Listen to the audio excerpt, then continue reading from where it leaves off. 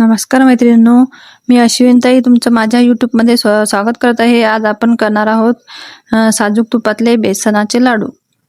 तर आपण हा लाडू बघा किती मस्त झालेला आहे, हे रसरशीत झालेले आहे.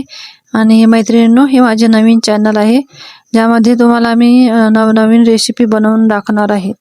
तर नवनवीन रेसिपीज या चॅनलवरती पाहण्यासाठी चॅनलला सबस्क्राईब करा आणि हा व्हिडिओ आवडल्यास लाईक करा.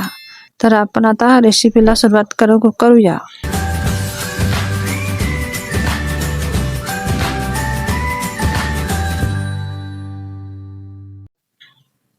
हे 2 ग्लास हरभऱ्याचं बेसन आहे आणि हे गिरणीतून दळून आणलेलं आहे, विकतचं आणायचं नाही, घरीच बनवून घ्यायचं आहे.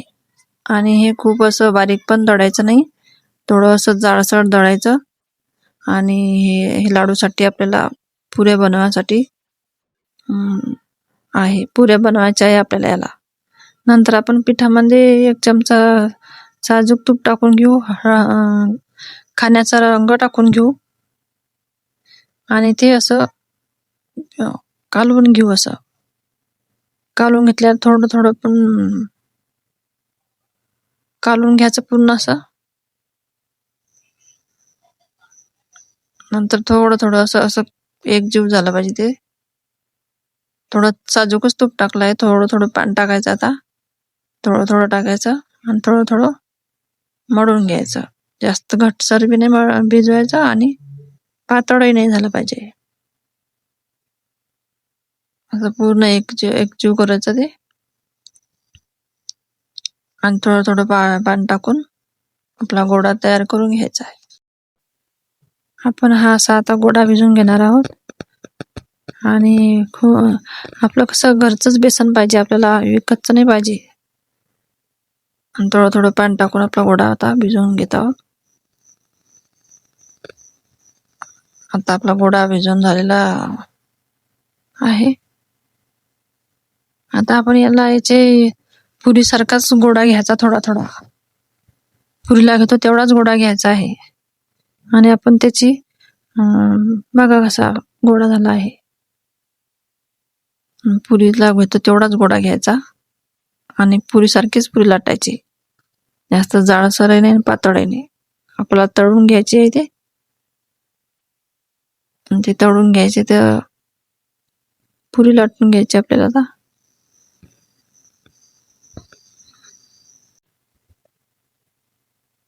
आपल्याला असे पुरीचेच लाडू खूप छान बनतात. पिठीच्या लाडूपेक्षा हे लाडू पण खूप दिवस टिकतात आणि खायला पण चांगले रुचकर लागतात. आता आपण अशा पुऱ्या लाटून घेणार आहोत. बघून घ्या, जाडसर नाही पातळ नाही. आता आपण गॅस पेटवून कढई ठेवणार आहोत आणि त्याच्यात साजूक तूप टाकणार आहोत तळण्यासाठी. तुम्हाला जर पाहिजे असेल तर तुम्ही तेलही टाकू शकता, पण मी तूप टाकत आहे. तुम्हाला तेल टाकायचं असेल तर तुम्ही तेलही टाकू शकता, पण मी तूपच टाकत आहे. तर आता हे तूप आपण 3 चमचे, याला जास्त तूपही लागत नाही, हे तळण्यासाठी लागतच नाही याला जास्त तूप किंवा तेल बी. तेल पण दोन्हीपैकी काही एवढं जास्त लागत नाही याला, थोडशा याच्यातच होऊन जाते. आता आपण पुरी तळून घेणार आहोत. तर पुरी अशी थोडीशी लालसर तळायची आहे आणि खमंग अशी झाली पाहिजे ते मस्त. आणि ते काही अशी टम्म फुगलीच पाहिजे असं काही नाही, आपल्याला फक्त ते चांगली होऊ द्यायची आहे अलटून पलटून. आणि बघा कशी मस्त पुरी होत आहे आपली. आणि आता ही पुरी आपण काढून घेणार आहोत. बघा असं करून आपण सर्व पुरी तळून घेत आहोत. अशी पुरी चांगली होऊ द्यायची. आता ह्या पुऱ्या आपण पूर्ण पुऱ्याचा आपल्याला चुरमा करायचा आहे आणि हा चुरमा मिक्सरमधून काढायचा आहे. बघा किती मस्त पुरी तळली गेली. पहा, जास्त जाडही नाही बारीक नाही, चांगली खमंग होऊ द्यायची आहे. आपला लाडू खूप दिवस टिकतो. मग आता आपण याचा चुरमा करून घेऊया. आणि मिक्सरला फिरवून घेऊया. याची जाडसर अशी भरड काढून घेऊया. जाडसर भरड काढून घेऊया आपण याची. आणि तुम्हाला जर वाटलंच तर त्याच्यामध्ये जर काही तुकडा वाटलाच त्या पुरीचा तर तुम्ही चाळणीला पण काढून घेऊ शकता. पण माझं भरड एकसारखी आलेली आहे. तुम्हाला वाटलंच तर तुम्ही चाळणीनं पण गाळून घेऊ शकता. आता आपण पाक करणार आहोत. लाडूसाठी पाक करणार आहोत. तर पाकासाठी हे 2 ग्लास आपण पीठ घेतलं ना तर 2च ग्लास साखर घ्यायची आहे. म्हणजे जेवढं पीठ तेवढीच साखर, जेवढं बेसनाचे पीठ तेवढीच साखर आणि अर्धा ग्लास पाणी. त्याच ग्लासाने अर्धा ग्लास पाणी, म्हणजे 2 ग्लास साखर आणि अर्धा ग्लास पाणी. तुम्हाला जर पाणी नसेल टाकायचं तर पाण्याच्या ऐवजी दूध पण टाकू शकता तुम्ही. अर्धा ग्लास दूध पण टाकलं तरी चालेल, पण मी पाणीच टाकलेलं आहे. आता आपण आपली साखर अशी विरघळेपर्यंत हात देऊया. हात देत राहायचा. आणि आपली साखर आता विरघळत आहे. हे लाडू कसे या पाकाला व्हायला जास्त वेळ लागत नाही, कारण याच्यात साखर पाणी कमी असते ना, साखर जास्त असते ना. आपली साखर आता पूर्ण विरघळलेली आहे. आपला पाक बनत आहे. आता आपण पाहूया पाक झाला की राहिला. एखाद्या भांड्यात घ्यायचं किंवा असं तार तुटतो का असं बघायचा आणि असं बोटाने बघायचं आपला तारा तुटतो की काय. असं तार आला पाहिजे असा एकदम.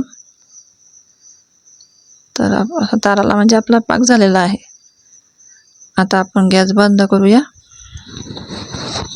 आणि आपल्या सारणामध्ये हा पाक आता थोडा थोडा 2 म्हणजे पहिल्यांदा थोडा टाकायचा, नंतर राहिला ते टाकायचा. एकसाथ पूर्ण टाकून नाही द्यायचा.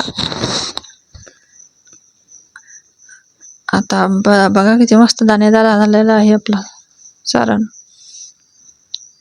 आता आपण त्याच्यामध्ये विलायची, जायफळ, थोडं जायफळ टाकणार आहोत. तर विलायची टाकायचीच आहे. विलायचीने चव चांगली लागते आणि सुगंधही चांगला येतो. हे अर्ध सारण आपण पाक आपण टाकून द्यायचा आहे. ते कालवून घ्यायचं आहे. पूर्ण कालवून घ्यायचा. तर राहिलेला आहे तो पाक, तो पण टाकून द्यायचा आहे थोडा थोडा. आपलं अगदी परफेक्ट माप आहे त्याचं, म्हणून आपला पाक थोडा पण नाही उरणार. तुम्ही हे नक्की करून बघा. तुम्हाला पण आवडेल. चवही खूप छान लागते पुऱ्याच्या लाडूची, साजूक तुपातल्या. बेसन पिठीचे लाडू त्याच्यापेक्षा खूप छान लागतात हे लाडू. बघा आपला पाकही पूर्ण बरोबर झालेला आहे त्याला. आता आपण हे कालवून घेऊन याला 2 तास असं ठेवून देऊया. झाकून ठेवून देऊया आपण 2 तास. 2 तासांनी मग नंतर काढूया मग ते. आता आपण पूर्ण कालवून घेऊया हे आणि याचे लाडू वळायला घेऊया. आता आपल्या ह्या सारणामध्ये तुम्ही काजू, बदाम, मनुका पण टाकू शकता, पण मी हे सारण असंच ठेवलं आहे. कारण आता आपण लाडू वळायला घेऊया. कालवून किती मस्त सारण झालेलं आहे. बघा किती मस्त लाडू जुळतो एका हाताने पण. मस्त दाणेदार लाडू होत आहे आपला. असा लाडू वळवून घ्यायचा आहे. किती मस्त दिसतो. आणि त्याला असा एक बदाम लावून द्यायचे, म्हणजे किती सुंदर दिसतो तो आपला लाडू. असे पूर्ण लाडूला आपण असे बदाम लावून घ्यायचे आहे. आणि हे पूर्ण लाडू आता वळवून घेणार आहोत. तर अर्धा किलो बेसनामध्ये आपले 25 लाडू होतात.